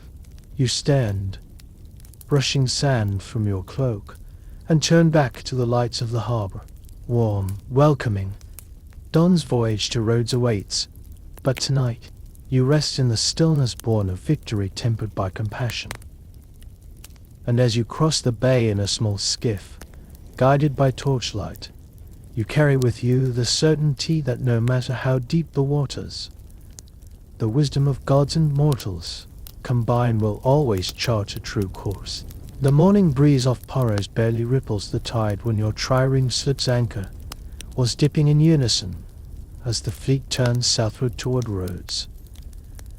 Ahead, the island's twin peaks rise, like watchful guardians above olive groves and dread tile reef. No sooner has the harbour slipped from view than anticipation buzzes through the decks. You remember the plentiful wine and rich trade you once enjoyed here, and hope for friendly supplies before the final leg home. By high noon, white sails crest the promontory of Rhodes and the fleet fans into its broad bay. The harbour brims with merchant galleys, their hulls painted in the vibrant patterns of Egypt, Phoenicia, and Miletus. The city's grand walls built by Helios' priests gleam in the sun. You taste salt on your tongue and ease your shoulders here. It seems God's favoured generous shores. As the flagship glides alongside a marble quay, you catch sight of the Rhodian governor, Theron of Lindos, standing on a raised platform, clad in purple-edged robes. He raises a jeweled scepter, and the crowd's murmur swells. Odysseus steps forward to negotiate, cloak pinned with Athena, a sail brooch, shield at his back. You fall in beside him, scanning the anxious faces of your crew. They need water, fresh fish, timber to repair the storm-soiled oars. The governor's herald cries your arrival in a voice like gilded bronze. Ceremonial musicians strike lyres and oars, notes pricking the sea breeze. The governor descends the steps to meet you, cloak swirling, eyes bright with practiced cordiality. He clasps Odysseus' forearm in feigned warmth. "Welcome homeward, sons of Ithaca," he intones. Rhodes stands ready to share its bounty. His entourage ushers you through a pavilion draped in purple cloths, where tables groan under salted fish, barley loaves, amphorae of Chion wine, and bunches of figs. You and your officers feast at the head table while your crew kitchens in the courtyard below. You taste the wines burn below, sharp as desert twinned yet welcome after days of rations. For a moment, you feel peace settle like olive oil in your veins, but as feast dwindles to conversation, the Run's smile falters. He rises, silencing jest and song. "Our hospitality bears costs," he announces. "For passage and port duties, Rhodes asks tribute of silver. To talents per ship and half of all goods unloaded. Such is custom for the mother of sun and trade." A ripple of shock passes through your ranks. 2 talents per trireme is half your supplies, half your cargo, is your crew's wages. Odysseus leans toward Theron, voice low and polite. "Great governor, you offer feast, but demand harvest. Grant us," he gestures broadly to the limited stores, "the liberty of men battered by war, and the right to pass unburdened to our homes." A pause follows long enough for the sun to dip against the southern gate. Then Theron spreads his arms. Either contribute, he clicks the scepter on the marble floor, or unload cargo permanently to Rhodes' wealth. Anger simmers beneath your cloak. You exchange a glance with Odysseus, whose jot tightens. You know you cannot spare half your stores, nor pay silver you do not possess. And to force the legions ashore would risk cleaving your horsemen stranded and your refugees without shelter. As whispers swirl among the waterfront, you spot your quartermaster hustling sacks of grain toward a waiting cart, preparing to pay the tribute. Against your will, you stride forward, shield clanging on the stone. "Governor Theron," you call, drawing every eye. Your generosity offered freely, do not stain it with extortion. Rhodes' renown is built on hospitality, not on rapine. A murmur sweeps the quay. The Ron's lips twist. Bold words from those who carry swords, not silver. He steps closer. Your weapons are no match for Rhodes' walls. Choose tribute or exile. Odysseus lays a hand on your forearm. In his eyes flashes a cunning spur. If tribute you demand, he says. Then let us pay fairly. Inspect our manifest. Let Rhodes take half of what we brought for Troy's refugees. Leave the rest to see us home. Theron waves an attendant forward. The manifest is laid bare. Wheat for starving fields. Olive oil for burnt hearths. Jars of Aleppo pepper for flavor minus starved kitchens. He scans the list, brow furrowing as he counts talents. This leaves you nothing for your women and children, he counters. He tries us in your chest. You glance at the refugees' huddled women, trembling toddlers clinging to cloaks, and feel resolve harden. Nor shall you claim what is not due, you declare. If our cargo sustains our people, we will sail with honor. If tribute you insist, we will leave it in a single gift to your goddess Poseidon, on the far side of the island. The Ron's temper snaps. He raises the scepter, a signal to his guards, bronze-helmed brethren of the reef, who step forward, brandishing hooked spears. Your men catch their weapons, lines of readiness snapping into place. On either side of you, Odysseus' lieutenants frame your shoulders. The refugees huddle in the background, fear in their eyes. Time stretches taut. 5 breaths, 3, to before bronze voices break the silence. A cry rings from the lighthouse above. The great hall burns. You whirl to see smoke curling from an upper window of Rhodes' council chamber, flames licking at sea. Below, merchants and guards scatter, torches clattering to the ground. Odysseus seizes your arm. Now, he hisses. In an instant, you spear down the steps, sword in hand. Your men surge after, oarsmen catching weapons dropped by surprised guards. You know the hall's fire is no accident. The Ron's demands have ignited a conspiracy among merchant families whose profits depend on free passage. You reach the foyer as flames crackle through wooden beams. Pages of council records curl to ash. You snatch the bronze scepter from a fallen herald, brandishing it like a torch. Rhodes demands peace. You roar, voice carrying above panic. Yet, in betrayal, you reap only ruin. From the shadows emerges a merchant consortium's envoy, hands smeared in lamp oil, eyes wide with guilt. You thrust the scepter toward him. The sea remembers every slight. Our oars will bear this tale wherever foam kisses whole. And Rhodes will stand on stones built by honest hands, not by ashes kindled in greed. His shoulders slump. He nods weakly, raising both hands in surrender. Around you, Rhodes' guard hesitates. A heap of golden supply sacks lies on the quay, tribute half unpaid. Odysseus steps forward. Voice calm but resolute, the gifts of war were meant for the needy, not for the avaricious. Return them to the people. Let Rhodes prove its hospitality by feeding refugees, not by fattening coffers. A moment's tension, then captain's bar quarters. Grain is lifted back into carts, bound for refugee tents. Oil jars are cracked open, drenching bowls that pass among the hungry. Children crowd the quay, mouths agape as olives and bread are distributed.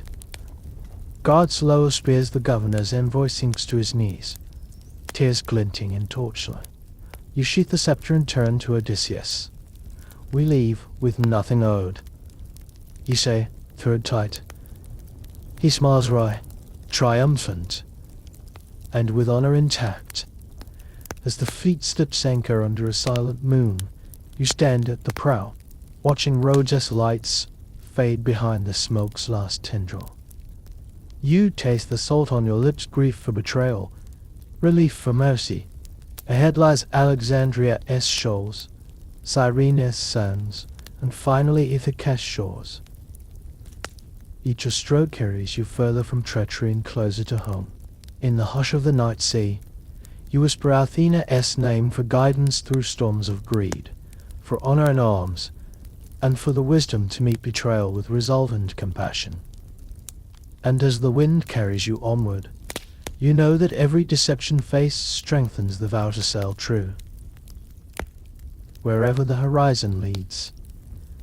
The wind shifts as you clear Rhodes' headland, and before noon the silhouette of Cyrenes, white limestone cliffs rises on the southern horizon.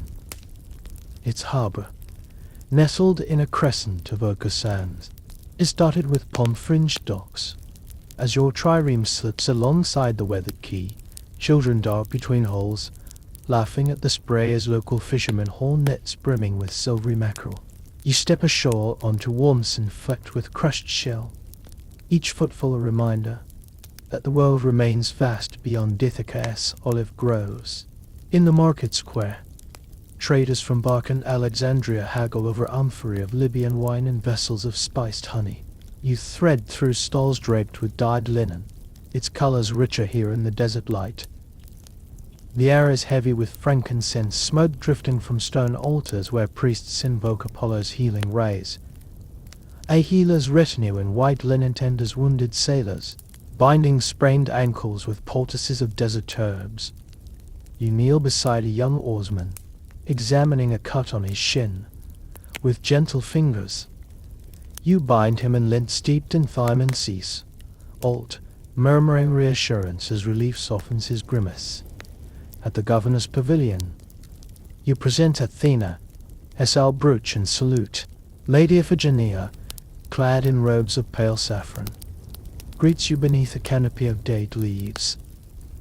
Her dark eyes are steady as she offers chilled water, cooled in a marble basin. Cyrene honors those who sail true, she intones, but our soil demands respect. She leads you through columns carved with images of lions, symbols of the horizon's edge, and offers you a goblet of spiced wine. Its sharp sweetness lights your throat with desert fire. Outside, you watch craftsmen shape fresh timber into planks for mended oars, the souls singing a steady hymn. A lion's poem print reminding you that every people leaves its mark on the world. Refugees from Troy load dried figs and olive oil as gifts for Cyrenes granaries, bartering for canvas sails to patch storm rigging. Together, Greek and Libyan hands move in tandem, forging bonds born of necessity and amplified by shared respect. As afternoon deepens, you slip away toward the temple of Apollo perched high on a plateau. The climb is steep, each step etched from sun-baked rock. At the summit, you stand before a colossal statue of the god. Chiseled marble gleams in backlit silhouette, bow in hand, gaze cast over the vineyards below. A priest greets you, pressing oil-softened laurel leaves into your hair. May Pythian light guide your path, he intones, voice echoing through the marble portico. You close your eyes, heart steady, and offer a silent vow to carry this guidance into the seas ahead. Below the temple, a narrow gorge cuts inland, a ribbon of water winding through date palms and oleander. You descend its rocky pass, flanked by cliffs washed silver by the afternoon sun. In its cool shade, you recall the blistering heat of Troy's walls, the roar of Poseidon's waves, the hush of Ithaca's olive groves at dawn. Here, life grows in hidden cracks, resilient and green. You pause by a spring bubbling through stone, cupping your hands and drinking deep of its purity. Renewal tastes of mint in dearth, promising that even the most battered soul can find respite. On the western shore, you gather with Odysseus beneath a grove of fig trees. He unfolds a new map routes to Carthage, return currents along Sicily's coast. You trace the line toward home, redrafting it to avoid known pirate haunts. Cyrenes' gift is more than supplies, he says. It's a lesson every harbor holds both bounty and challenge. You nod, knowing that wisdom gleaned on foreigns, and is as vital as any weapon born in battle. At dusk, lanterns bloom across the quay. You join a feast of roasted lamb and fresh dates, sharing bread with Cyrenes' elders and Libyan sailors. A flute's melody drifts through the gathering, a tune of parting and promise notes that rise with the pounding of drums and settle again like soft dust. As you lift your cup, the wind carries incense smoke across the bay, mingling Cyrene's fragrance with the salt of your voyage. Night deepens, and the fleet's crew returns to their vessels. You stand at the water's edge, sand cool beneath your boots. The silhouette of your flagship rocks gently against the moon's pale reflection. You place a hand on its whole timber warmed by both sun and storm and murmur a silent thanks to every land that offered you shelter, every people whose generosity patched your sails. Beyond the harbor's glow lies the sea, vast and watchful. Stars kindle overhead Cyrene's guardians, guiding you westward. You climb aboard, cloak trailing like a comet's tail, and take your place at the prow. The oars dip, and the hillside slips away, leaving behind the lion-carved walls and palm-shadowed temples. Ahead, the horizon shimmers with the promise of familiar shores. As you settle into the steady rhythm of travel, you carry Cyrene's lessons in your heart, that every welcome is a debt, every spring a chance to heal. The sea's embrace awaits, and with each stroke of the oar, you write a new line in the ever-flowing story that binds distant lands to your home and home to the call of the horizon. The Aegean dawn rose slow and golden, painting the sea with molten light. After leaving Cyrene's palms behind, the fleet sailed eastward until the horizon gave way to a rocky silhouette crowned with a sun-bleached plateau. The dreaded Isle of Thracia. No fish boated here, no nets cast. All who knew whispered of fields sown with the sun god's sacred cattle, beasts whose golden hides gleamed like dawn itself and whose lowing could shatter a man's pea. As your trireme climbed the swell toward the uncharted shore, the air grew heavy with heat. The sea's blue changed to turquoise, the salt grew sweet on your tongue. You stood at the prow, shields slung loose, watching the shore approach, white cliffs streaked with ochre. Behind you, your crew exchanged uneasy glances. Oarsmen who had faced Poseidon's wrath now shivered at the thought of Helios's vengeance. Odysseus joined you, cloak damp with sea spray. "Here," he said quietly, voice low, "the sun himself keeps vigil. We may rest, but at the price of our promise."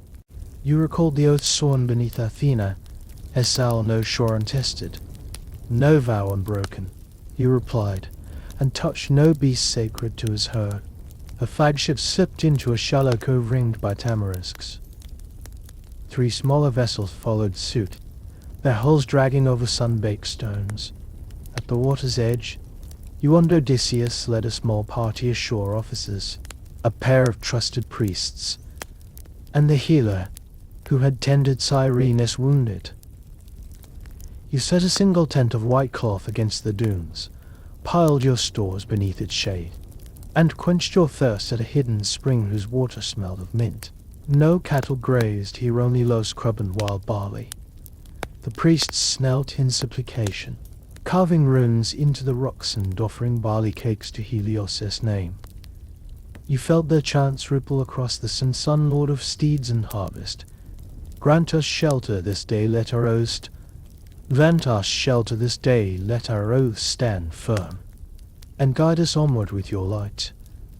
The breeze carried their prayer down to the waves, where foam hissed against shells like mouths repeating the god's voice. All day, the men swarmed at the tents, mending torn sails, resting aching limbs, and washing salt from their hair.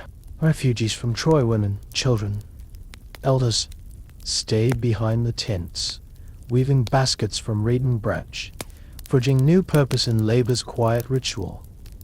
You joined them now and then, guiding a trembling hand or offering water in a tin cup. Their eyes held both relief and lingering dread. They have fled city walls and storms, but the sun's glare here reminded them how precarious life remained. Late in the afternoon, Odysseus summoned you to a rocky promontory overlooking a wide plain. There, at a discreet distance, you saw them, the sun's herd. Dozens of cattle ranged under an endless sky. Their coats shimmered, light dancing across bone and muscle, as they grazed on sundry grasses. each lowing note carried across the plain with uncanny clarity. Their eyes glowed like embers, and you felt a shiver of reverence stir in your chest. "Look well," Odysseus whispered. "These beasts are Helios' trust violated, and no prayer can soften his rage." You watched as the priests scattered barley at a stone altar and offering to bless those remaining, to safeguard both men and herd. The cattle raised heads, nostrils flaring, then bent again to graze in acceptance that felt more divine verdict than mere assent. The crew lingered at the waterline, sipping fresh fish stew and rolling grapes across their tongues. You patrolled the perimeter, spear in hand, ensuring that no man wandered among the herd. No stray arrow struck flesh and widened. When darkness bled into the sky, you signaled the priests to light the iron brazier at camp center, torchlight dancing on shields and spears, and the men gathered round in a hush, sense of relief weaving through their lines. Around the fire, Odysseus addressed the circle. "Tomorrow we depart," he announced, voice steady. "No beast of Helios will feel mortal blade or arrow tip. We keep our word. Rest now, for at first light we set sail." Cheers rippled, though hushed vows delicately honored often need gentle tongues rather than triumphant cries. Night deepened, and stars flickered like distant hearth fires. You lay on a blanket of goat hair, gaze tracing constellations that Athena once taught you. Sleep beckoned, but memory of sunburnt plains and sacred lowing kept you awake, mind alive with the fragile balance between divine favor and mortal folly. At dawn's first flush, trumpets echoed across the bay. The priests climbed the promontory and scattered barley once more at the altar, chanting prayers for the sun's continued grace. You stood by the prow as oars dipped into the calm sea. No ambush, no sudden storm, only silence rose beneath a golden dawn. As the trireme pulled away, you looked back at Uranus, eye ashore. The coiled herd watched from a distance, as unmoving as columns. The island's cliffs caught the sun's first kiss, turning white stone into blazing gold. And you, paddling westward into morning, felt not triumph, but a profound relief, for promises kept to the rarest treasures on the sea, worth more than any stolen spoil. Behind you, the smaller vessels rose one by one, sails snapping in a gentle breeze. Ahead lay the narrow, straight to Scylla Charybdis, final perils before the castle of Grove shores. Yet, in your heart you carried Helios' blessing, proof that restraint can earn a man more than conquest ever could. The oars struck water in perfect rhythm, and the sea curved around your prow like a grateful smile. As the island's line faded into dawn's haze, you closed your eyes, offering thanks to every god who guided you: Athena for wisdom, Poseidon for challenge, Helios for mercy.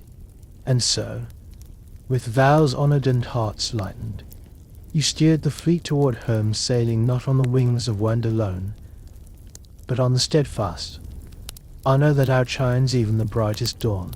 Long before the sun crests Ithaca's highest hill, you stand on the weathered prow of your trireme, salt crust drying on your cheeks, and watch the first pale ribbon of dawn spill across the olive grove shore. Behind you, the fleet slows to a whisper of oars, each vessel guided by a single fault home. The familiar curve of the harbor, where fishing boats cradle the glassy water, draws nearer with every heartbeat.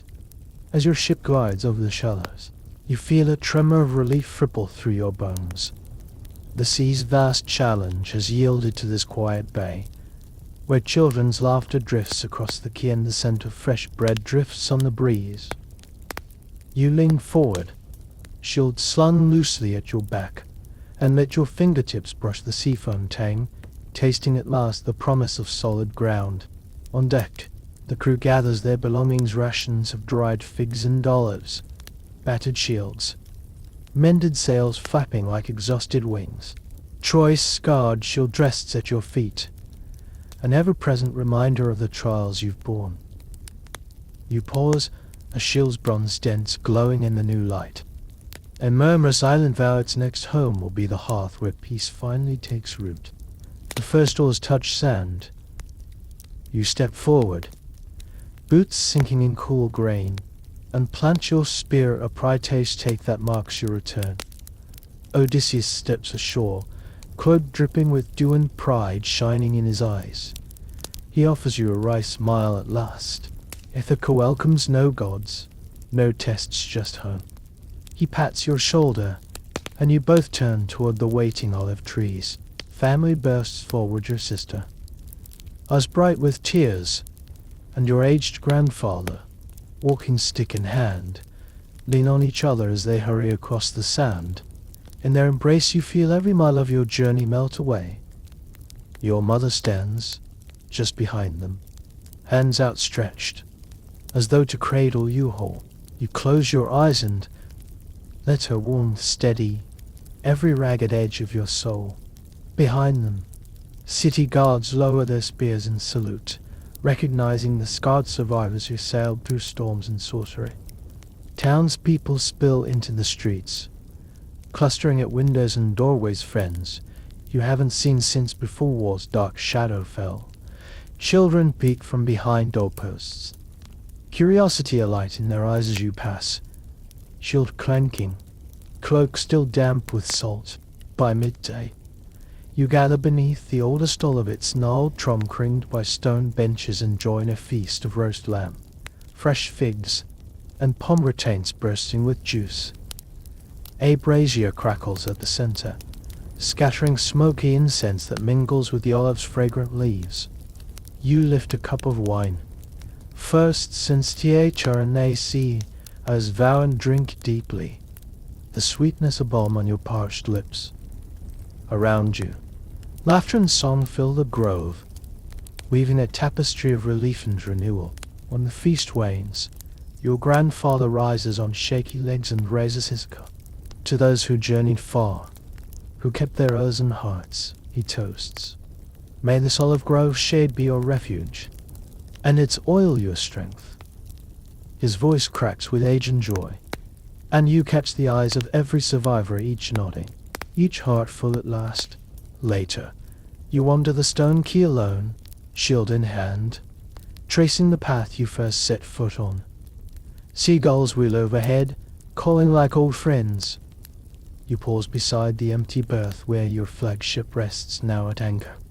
Was stowed, sails furled, the roar of the world held at bay. You press a hand to its weathered hull and whisper thanks to Poseidon for safe passage, to Helios for his mercy, and to Athena for counsel that never failed. As dusk settles, you return to the olive grove, under lantern-hung boughs. The townspeople gather for a simple ritual. Each survivor places a sprig of olive into the fire's embers, a gesture of sacrifice and hope.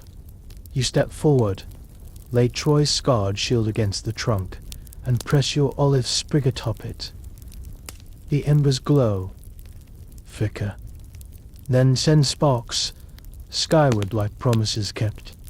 In the hush that follows, a young child tugs at your cloak, a Trojan refugee you guided ashore in chapter 6. She holds out a tiny basket of olives, her eyes wide. She whispers, "You brought us home." You bend and accept the basket, heart trembling. "And you showed me why I fought." You reply softly. Night falls into velvet quiet. Lanterns in the grove flare to life, casting golden pools on the sand. You sit on the stone bench, shield at your side, and gaze at the stars mirrored in the sea. Each constellation tells a story you lived, storms weathered, battles fought, oaths sworn and honor.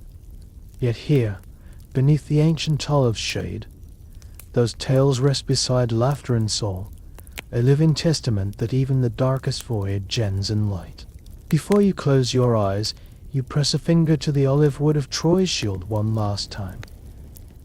Its weight now feels less burden than the promise that every hardship shapes us. Every trial refines us, and every return rewrites what it means to be home. With that final thought, you lean back against the tree's trunk, breath slow into the grove's hush. The sea whispers beyond the harbor, the olives rustle overhead, and peace settles deep within. Tomorrow you will rebuild, teach, and guide. But tonight, at last, you rest in the everlasting embrace of Ithaca's olive grove home. In the soft embrace of this gentle night, every concern loosens like autumn leaves drifting on a slow breeze. Your breathing, now calm and steady, rocks you into a quiet lull where the only sound is the whisper of your own heartbeat. Stars shimmer faintly overhead, their light petals in the velvet sky guiding your thoughts into tender fields of dreams. Feel the warmth of the earth beneath you, as if it were a comforting quilt, and let the weight of the world fall softly from your shoulders. In this peaceful moment, time stretches, and you float, light as a feather, carried on the hush of night. Close your eyes and sense the soothing rhythm of stillness, sinking deeper into the sea of rest. Every promise made, every storm weathered, now settles gently into memory, and the promise of tomorrow waits with dawn's first light. For now, surrender to this tranquil darkness and allow your spirit to roam free among the stars. Sleep well, dear traveler, for you are safe here, drifting softly into the realm of dreams. Good night.